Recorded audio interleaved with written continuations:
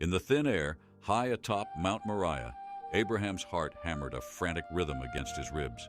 He'd raised the knife, cold metal against trusting flesh, but a voice, like wind chimes in a sudden breeze, had stopped him.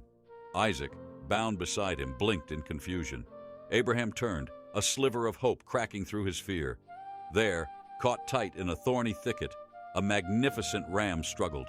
Its powerful horns, meant to conquer, were tangled, useless. Abraham's breath caught. This was God's provision, a substitute, just as he'd promised. Relief washed over him, warm and sudden. He untied Isaac, their bond not of sacrifice, but of a love tested by fire. Together they freed the ram, its bleat echoing in the stark landscape. As Abraham prepared the new offering, a strange shadow flickered over the ram's head. It was cast by the very thorns that had held it captive, a crown of crimson against the dawn. Abraham, a tremor in his voice, spoke to Isaac. "This, my son, is a foreshadowing. One day a greater sacrifice will come. A lamb, innocent and pure, will be caught in a thicket of thorns, not by its horns, but by the sins of the world." Centuries bled into millennia. The stories of Abraham and Isaac became whispers of faith passed down through generations.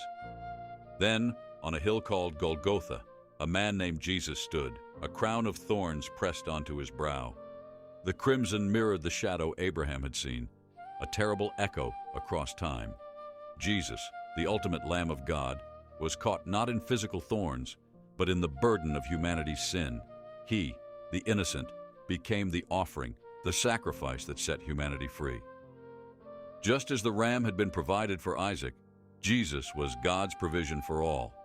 The story of the ram wasn't just about a test of faith for Abraham. It was a glimpse, a whispered promise, of the true sacrifice to come.